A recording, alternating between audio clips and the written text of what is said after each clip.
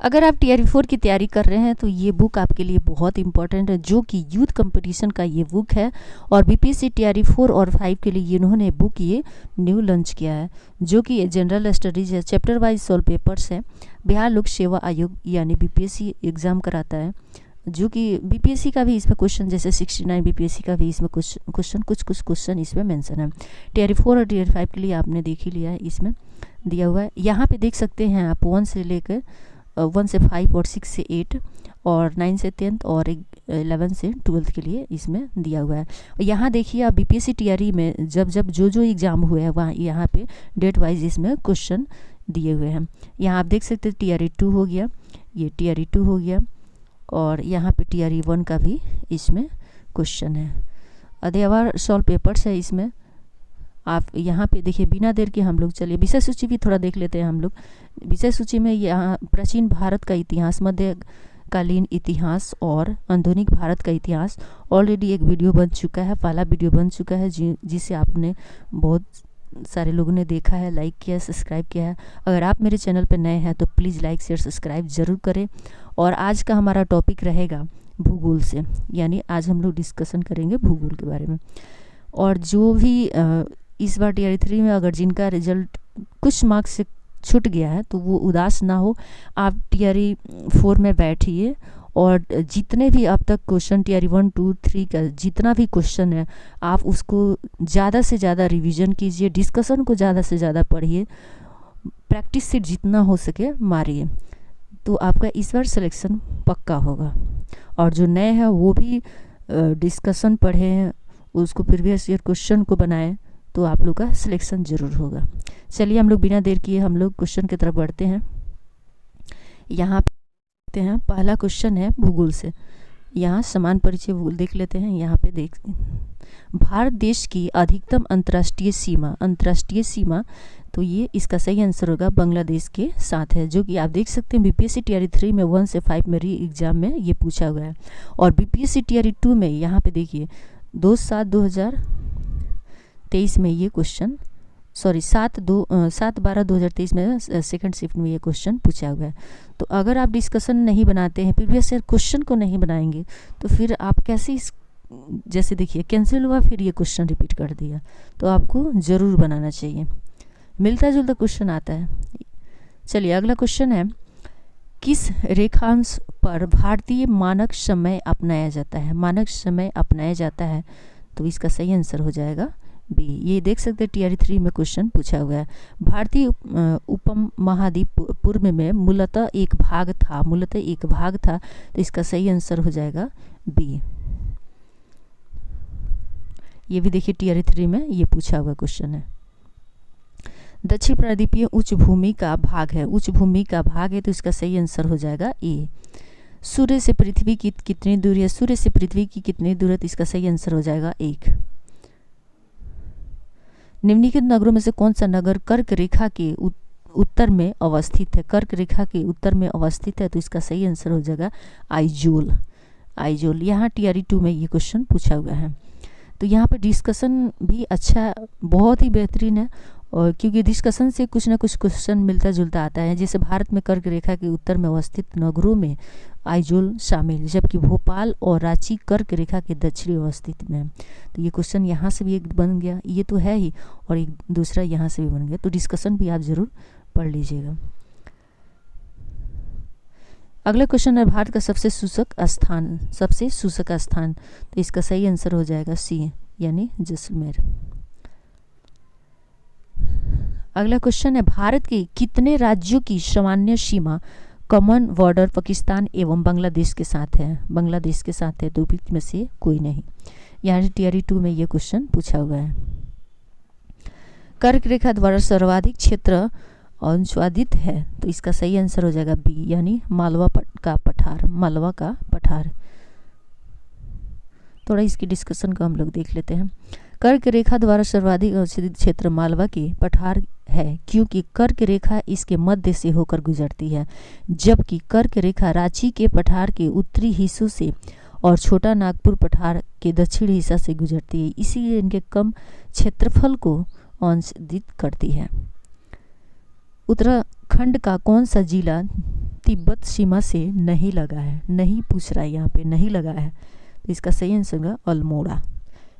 देखिए यहाँ पे 69 बीपीएससी प्री 2023 में ये क्वेश्चन पूछा है।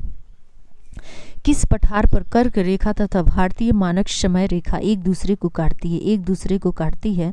तो बघेलखंड, जो कि देखिए 69 बीपीएससी प्री में ये क्वेश्चन पूछा हुआ है। अगला क्वेश्चन है, यहाँ पे देखिए पर्वतीय पठारी व मैदानी क्षेत्र तथा प्रमुख नदी से भारत के कुल भूमि क्षेत्र में पर्वतों का हिस्सा है, तो इसका सही आंसर हो जाएगा ए, यानी 30%। टीयर 2 में ये क्वेश्चन पूछा है। भौगोलिक क्षेत्रफल के अनुसार भारत की निम्नलिखित भौतिक फिजियोग्राफिक इकाइयों को आरोही क्रम में व्यवस्थित कीजिए, तो इसका सही आंसर आपको हो जाएगा यूपी में से कोई नहीं। ये बीपीएससी टीयर 2 में देखिए क्वेश्चन पूछा हुआ है। यहाँ पे आप देख सकते हैं भारत के कुल भौगोलिक क्षेत्र पर विभिन्न स्थलाकृतियों का विस्तार इस प्रकार है, जैसे कि महान मैदान 43.2%, केंद्रीय उच्च भूमि 27.7%, पहाड़ियों का 18.5% और ऊंचे पर्वत का 10.6%। तो कोई विकल्प नहीं है। केंद्रीय उच्च भूमि के अगला क्वेश्चन है, केंद्रीय उच्च भूमि के संबंध में निम्नलिखित कथनों में से कौन सा सही है? तो इसका सही आंसर हो जाएगा आपको डी, यानी उपयुक्त में से एक से अधिक।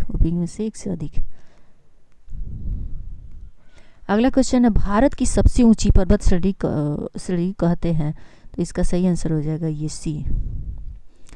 अगला क्वेश्चन है, भारत के पूर्वी घाट की सबसे ऊंची चोटी है, तो ये महेंद्रगिरी है। टीयर 3 में ये क्वेश्चन पूछा है, देख लीजिए। अगला क्वेश्चन है, यहाँ पे निम्नलिखित शरीरों को उत्तर से दक्षिण की ओर क्रम में व्यवस्थित कीजिए, तो इसका सही आंसर हो जाएगा आपको बी। निम्नलिखित कौन सा दक्षिण से उत्तर की ओर हिमालय पर्वतमालाओं का सही क्रम है? ऐसा क्वेश्चन बार बार पूछता है, खासकर टीचर एग्जाम में बहुत बार पूछता है, तो इसका सही आंसर होगा बीपीएससी टीयर 3 में देखिए आप 1 से 5 क्लास में ये पूछा है, तो इसका सही आंसर हो जाएगा आपको बी। अगला क्वेश्चन है, मलनाड क्षेत्र का संबंध निम्नलिखित में से भारत के किस पठार से है? तो ये कर्नाटक का पठार से है। यहाँ पर देख सकते हैं मलनाड क्षेत्र का संबंध भारत के कर्नाटक के पठार से है। यह पठार धारवाड़ पर्वतीय प्रणाली की ज्वालामुखी चट्टानों और ग्रेनाइट से मिलकर बना है। इस पठार का नामकरण कर्नाड, जिसका अर्थ होता है काली मिट्टी की भूमि, के नाम पर किया जाता है। तो देखिए डिस्कशन में यहाँ एक क्वेश्चन बन सकता है यहाँ से, तो आप डिस्कशन को जरूर याद कीजिएगा। सतलुज और काली नदियों के बीच स्थित हिमालय के भागों को निम्नलिखित में से किस नाम से जाना जाता है? तो ये कुमाऊं हिमालय के नाम से जाना जाता है। बीपीएससी यहाँ पे देख सकते हैं टीचर में पूछा हुआ है। अगला क्वेश्चन है, किनारे से मिलने वाली सबसे बड़ी सहायक नदी कौन सी है? तो इसका सही आंसर हो जाएगा सी, यानी सोन। ये बीपीएससी टीयर 2 में पूछा हुआ क्वेश्चन है।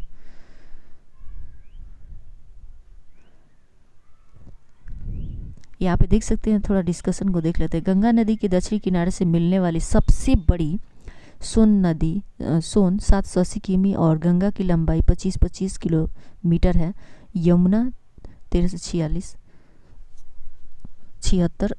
और किमी गंगा नदी में दाहिनी ओर से मिलने वाली भारत की सबसे लंबी नदी है। यहाँ पे देखिए दाहिनी ओर से, ये भी क्वेश्चन मिला के पूछता है ऐसे। गंगा ब्रह्मपुत्र मिलकर विश्व का सबसे बड़ा डेल्टा का निर्माण करती है, तो ये क्वेश्चन भी इम्पोर्टेंट है। अगला क्वेश्चन है, शांत घाटी किस राज्य में स्थित है? तो इसका सही आंसर हो जाएगा केरल में। यहाँ पे डिस्कशन को थोड़ा सा हम लोग देख लेते हैं। केरल में शांत घाटी स्थित है। फूलों की घाटी उत्तराखंड में स्थित है, तो ये भी एक क्वेश्चन हो गया, तो आप इसको जरूर याद कर लीजिएगा। कारगिल किस नदी के किनारे पर स्थित है? कारगिल किस नदी के किनारे पर स्थित है? तो ये सुरु नदी के पे स्थित है। और यहाँ पे देख सकते हैं डिस्कशन में, कारगिल सुरु नदी किनारे स्थित है। सुरु नदी सिंधु की सहायक नदी है। अब पूछ सकता है कि सहायक किसकी नदी है? तो ये सिंधु की। अगला क्वेश्चन है, किस नदी के किनारे को पश्चिमी बंगाल सरकार ट्री पार्क के रूप में विकसित करने की योजना है? तो इसका सही है हुगली को, ये हुगली को। यहाँ पे आप देख सकते हैं डिस्कशन, पश्चिम बंगाल सरकार हुगली नदी के किनारे को ट्री पार्क के रूप में विकसित करने की योजना है। तो ये भी आप बीवीआई क्वेश्चन है, आप इसे जरूर याद कर लीजिएगा। अगला क्वेश्चन है, वाल्टोरो हिमनद अवस्थित है तो ये काराकोरम में अवस्थित है। टीआरई 3 में ये क्वेश्चन पूछा है, जो कि 6 और 8 क्लास के एग्जाम में जो कि कैंसिल हुआ था। चलिए अगला क्वेश्चन है, सोन नदी का उत्पत्ति स्थल अमरकटक कहाँ स्थित है? कहाँ स्थित है? तो ये आपको मैकाल श्रेणी में स्थित है। गंगा नदी के तट पर स्थित शहर है। गंगा नदी के तट पर स्थित शहर तो प्रयागराज है। प्रयागराज है। यहाँ आप लोग इसके डिस्कशन को जरूर पढ़ लीजिएगा। अगला क्वेश्चन, कौन सी नदी भारत और नेपाल के बीच सीमा बनाती है? कौन सी नदी तो बनाती है? तो ये काली हो जाएगा। चाप झील ऑक्सबो झील पाई जाती है तो इसका सही आंसर क्या हो जाएगा? अगर आप लोग को पता है तो ज़रूर बताएं। तो इसका सही आंसर हो जाएगा नदी घाटियों में। अगला क्वेश्चन है, चिनाब नदी अंततः सिंधु नदी में कहाँ पर मिलती है? कहाँ पर मिलती है? तो ये मिथनकोट में मिलती है। निम्नलिखित नदियों में से सबसे बड़ा जलग्रह क्षेत्र किसका है? जलग्रह क्षेत्र किसका है? तो इसका सही आंसर होगा पोनानी। इसका सही आंसर हो जाएगा पोनानी। कोसी मैदान की मध्य समुद्र तल से औसत ऊंचाई है। तो इसका सही आंसर हो जाएगा आपको सी, 30 मीटर औसत ऊंचाई है।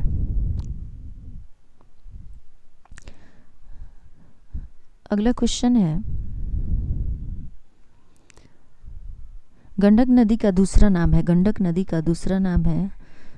अगर किसी को मालूम है तो ज़रूर आप कमेंट कीजिए। ये नारायणी। बीपीएससी 69 में ये क्वेश्चन पूछा हुआ है।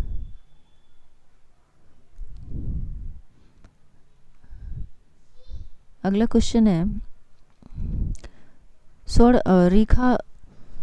रेखा नदी निम्नलिखित में से किस गांव के पास से निकलती है? तो इसका सही आंसर हो जाएगा ये डी, नगड़ी।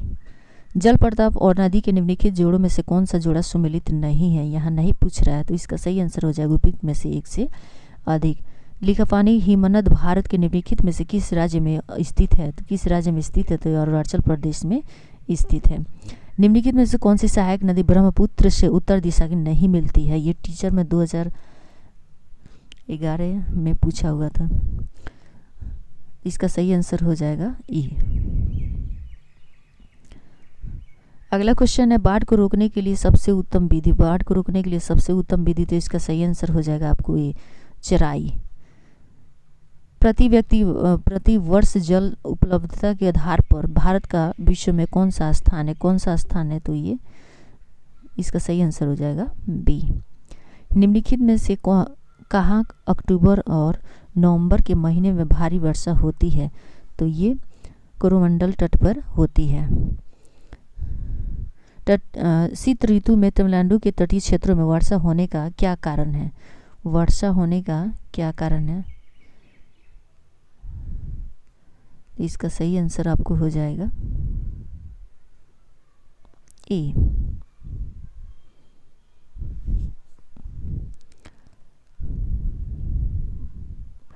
अगला क्वेश्चन है, भारत में मानसून सीजन में अधिकांश चक्रवातों की उत्पत्ति होती है। तो ये उपयुक्त में से कोई नहीं। हैदराबाद में दक्षिण पश्चिम मानसून की वापसी की सामान्य तिथि क्या है? तो इसका सही आंसर हो जाएगा बी, ये 15 अक्टूबर। त्रिवार्थ के अनुसार भारत की जलवायु किस प्रकार की है? तो ये इसका सही आंसर हो जाएगा बी। अगला क्वेश्चन है, निम्नलिखित में से कौन सी मध्यवर्ती गंगा के मैदानी कृषि जलवायु प्रदेश की विशेषता नहीं है? विशेषता नहीं है, तो इसका सही आंसर हो जाएगा उपयुक्त में से कोई नहीं, ई। जीटी त्रिपाठी के अनुसार भारत में एक प्रकार की जलवायु का क्षेत्र है, तो इसका सही आंसर हो जाएगा बी, पश्चिमी तट। भारत के किस राज्य में सर्वाधिक सागवान के जंगल पाए जाते हैं? सागवान के जंगल पाए जाते हैं, तो इसका सही आंसर होगा सी, यानी मध्य प्रदेश। गंगा डेल्टा के सदाबहार वन क्षेत्र को क्या कहते हैं? वन क्षेत्र को क्या कहते हैं? तो इसका सही आंसर हो जाएगा आपको बी, सुंदरबन कहते हैं। अगला क्वेश्चन है, कटेदार जंगल नहीं पाए जाते, कटेदार जंगल नहीं पाए जाते, तो इसका सही आंसर हो जाएगा सी, तमिलनाडु में। घास के मैदान, झाड़ झखाड़, वन, बंजर भूमि सरकार और निजी दोनों तथा समुदाय सभी से संबंधित उन्हें क्या कहा जाता है? सभी से समुदाय उन्हें क्या कहा जाता है? तो ये अंगीकृत वन कहा जाता है, जो कि इसका सही आंसर हो जाएगा सी। भारत में उष्णकटिबंधीय वन पाए जाते हैं, तो ये उपयुक्त में से एक से अधिक। भारत में 1992 की राष्ट्रीय वन नीति में उल्लेखित देश के कुल भौगोलिक क्षेत्र में वन क्षेत्र का वंचित प्रतिशत कितना होना चाहिए?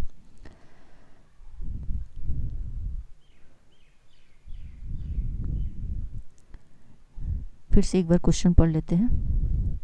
भारत में 1992 की राष्ट्रीय वन नीति में उल्लेखित देश के कुल भौगोलिक क्षेत्र में वन क्षेत्र का वंचित प्रतिशत कितना होना चाहिए?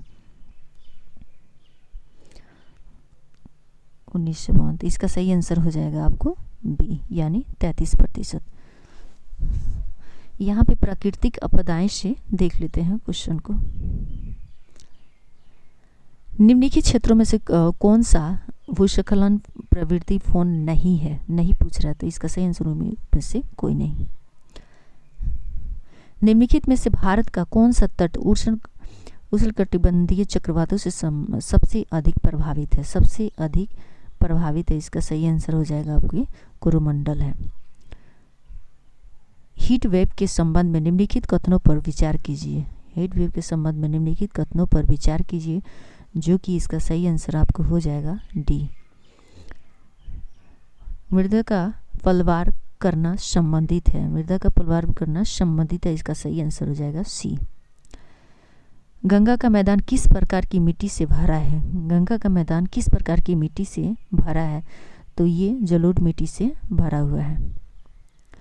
यहाँ पे थोड़ा सा हम लोग डिस्कशन को देख लेते हैं। गंगा का मैदान जलोढ़ मिट्टी से भरा हुआ है। जलोढ़ मिट्टी को सबसे उपजाऊ मिट्टी माना जाता है।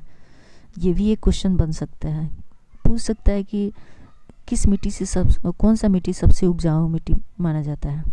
भारत का संपूर्ण उत्तरी मैदान जलोढ़ मिट्टी से बना हुआ है। इस मिट्टी में पोटाश, चूना और फास्फोरिक एसिड प्रचुर मात्रा में पाया जाता है। जलोढ़ मिट्टी को मुख्यतः वांगर, पुरानी जलोढ़ और खादर, नई जलोढ़ में वर्गीकृत किया जाता है। आप इसको वीवीआई क्वेश्चन है, आप इसको जरूर याद कर लीजिएगा। निम्नलिखित में से किस राज्य में काली मिट्टी पाई जाती है? निम्नलिखित में से किस राज्य में काली मिट्टी पाई जाती है? तो इसका सही आंसर हो जाएगा आपको डी से एक से अधिक। टीआर 2 में ये क्वेश्चन पूछा हुआ है। किस राज्य में सबसे अधिक लेटराइट मिट्टी है? किस राज्य में सबसे अधिक लेटराइट मिट्टी है? तो इसका सही आंसर हो जाएगा मेघालय में। तो मिट्टी से क्वेश्चन बहुत सारा आ रहा है, तो आप लोग इसको जरूर याद कर लीजिए।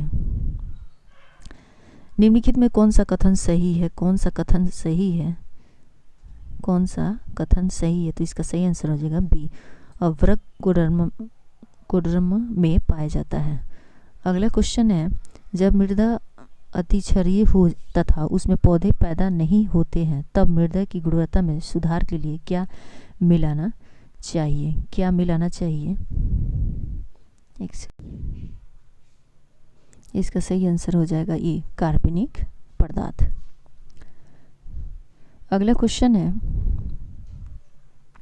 भारत की सबसे लंबी सिंचाई नहर कौन सी है? भारत की सबसे लंबी सिंचाई नहर कौन सी है? तो इसका सही आंसर होगा इंदिरा गांधी नहर। इंदिरा गांधी नहर। इसके डिस्कशन को हम लोग देख लेते हैं। भारत की सबसे लंबी सिंचाई नहर इंदिरा गांधी नहर है। इसकी लंबाई 645 किलोमीटर। इसे सतलुज नदी पर हरीके बांध से राजस्थान के थार रेगिस्तान तक ले जाया गया है। इससे 3 राज्यों जैसे पंजाब, हरियाणा, राजस्थान में सिंचाई की जाती है। निम्नलिखित में से कौन सी भारत की सबसे लंबी नहर कहलाती है? भारत की सबसे लंबी नहर कहलाती है, तो इसका सही आंसर हो जाएगा सी, इंदिरा गांधी नहर। भारत में पानी का सर्वाधिक उपयोग किस प्रयोजन के लिए किया जाता है? तो इसका सही आंसर होगा ये सिंचाई के लिए किया जाता है। टीआरई 3 में ये क्वेश्चन पूछा है, जो कि 6 से 8 क्लास के लिए देख लीजिए। अगला क्वेश्चन है, टिहरी बांध परियोजना संबंधित है। टिहरी बांध परियोजना संबंधित है, तो इसका सही आंसर हो जाएगा बी। निम्नलिखित में कौन सी पारंपरिक सिंचाई पद्धति नहीं है? पारंपरिक सिंचाई पद्धति नहीं है, तो इसका सही आंसर हो जाएगा सी। दामोदर घाटी परियोजना किस राज्य में स्थित है? दामोदर घाटी परियोजना किस स्थित है? तो इसका सही आंसर हो जाएगा आपको बी। 1954 में किन 2 देशों के बीच कोसी सिंचाई एवं जल विद्युत परियोजना समझौता हस्ताक्षर हुआ था? तो इसका सही आंसर हो जाएगा आपको सी। इसका सही आंसर हो जाएगा आपको सी, यानी भारतवर्ष और नेपाल। अगला क्वेश्चन है, निम्नलिखित में कौन सा बांध महानदी पर स्थित है? महानदी पर स्थित है, तो इसका सही आंसर हो जाएगा ड्यूपिक में से 1 से अधिक। अगला क्वेश्चन है, खनिज और ऊर्जा संसाधन से आप देख सकते हैं, झारखंड का घाटशिला किस खनिज उत्पादन के लिए प्रसिद्ध है? किस उत्पादन के लिए प्रसिद्ध है? तो इसका सही आंसर होगा तांबा के लिए ये प्रसिद्ध। टीआरई 3 में ये क्वेश्चन पूछा हुआ है। अगला क्वेश्चन है, मैग्नीज का उपयोग कहाँ किया जाता है? मैग्नीज का उपयोग कहाँ किया जाता है? इसका सही आंसर हो जाएगा ई।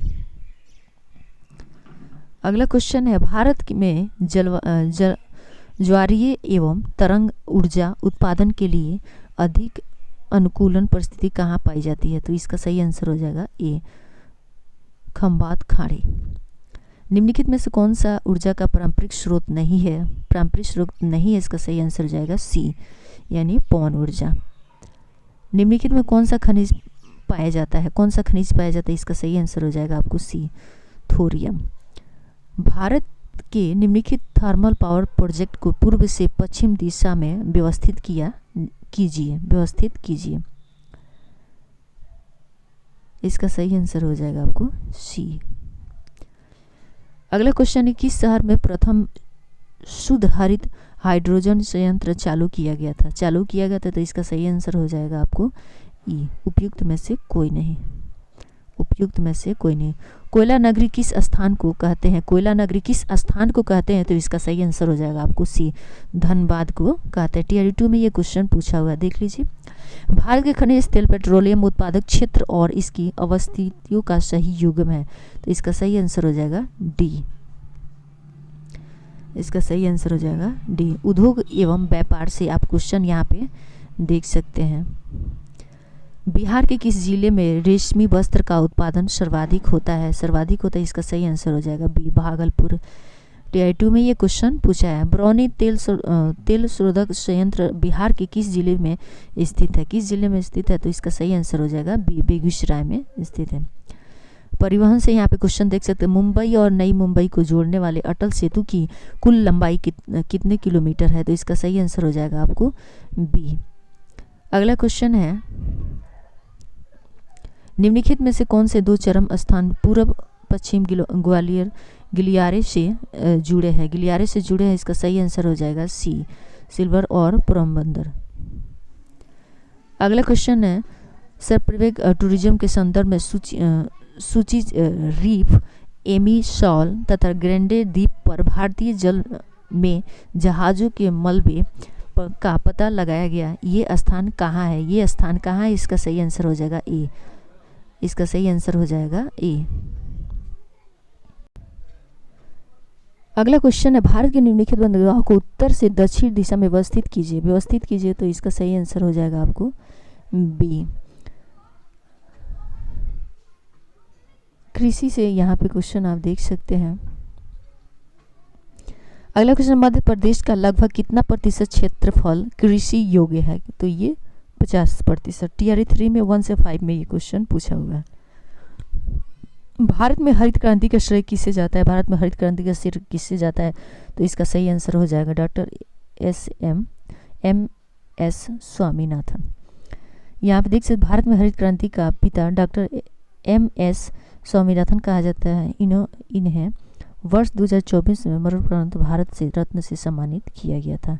ये क्वेश्चन बहुत ही VVI है, बार बार हर एग्जाम में ये क्वेश्चन पूछता है, तो आप इसको जरूर याद कर लीजिएगा। मोटा अनाज को चमत्कारिक अनाज और भविष्य की फसल कहा जाता है, क्यों? तो इसका सही आंसर हो जाएगा उपयुक्त में से एक से अधिक हो जाएगा। ये टीआरई 2 में ये क्वेश्चन पूछा हुआ है। यहाँ पे हम लोग इसका डिस्कशन थोड़ा सा पढ़ लेते हैं, जो कि बहुत इंपॉर्टेंट है।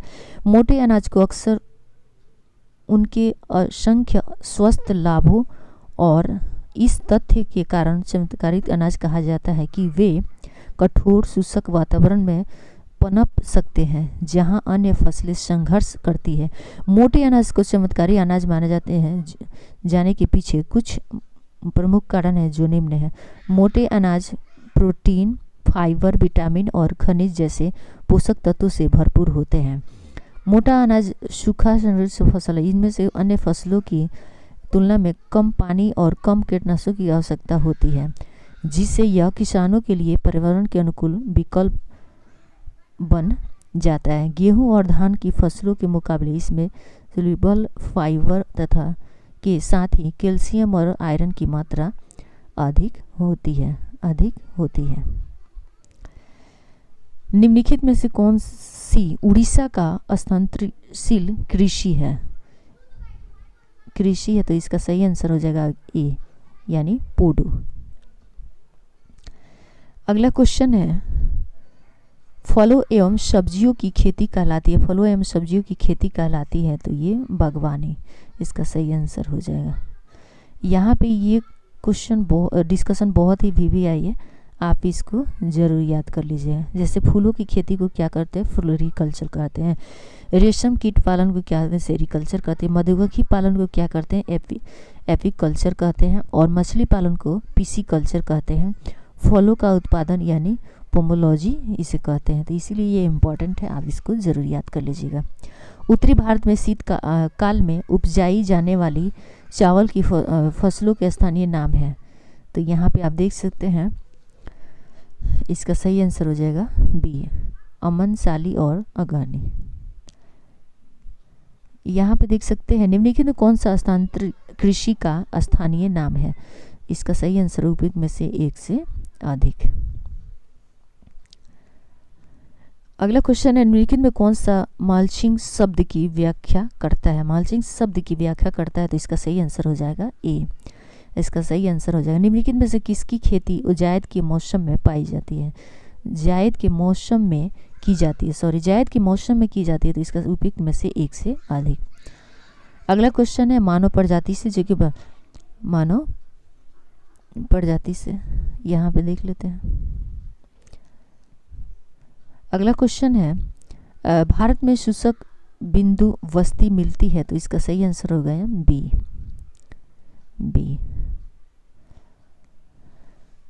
अगला क्वेश्चन है, जीवाश्मों के आधार पर मानव का उत्पत्ति केंद्र है। तो इसका सही आंसर हो जाएगा आपको ए, अफ्रीका की रिफ्ट घाटी।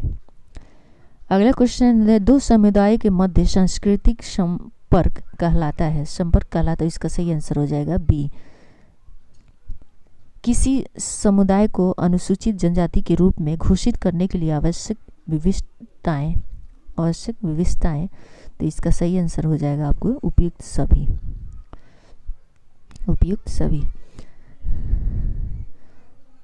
अगला क्वेश्चन है विविध से। आप देख सकते हैं यहाँ भारत का स्थलाकृति मानचित्र किस संगठन द्वारा बनाया जाता है, किस संगठन, तो इसका सही आंसर हो जाएगा बी, भारतीय सर्वेक्षण। यहाँ सूची 1 और 2 से मिलान कीजिए तो इसका सही आंसर आपको हो जाएगा बी। यहाँ भी सूची 1 और 2 से इसका मिलान करना है, इसमें इसका सही आंसर आपको हो जाएगा बी। अगला क्वेश्चन है अरब सागर और बंगाल की खाड़ी के अपवाह तंत्र के बीच जल विभाजक है, जल विभाजक है तो इसका सही आंसर हो जाएगा बी, दिल्ली रिजक, अरवली पर्वत श्रेणी, सह्याद्री और अमरकंटक की पहाड़ी, अमरकंटक की पहाड़ी।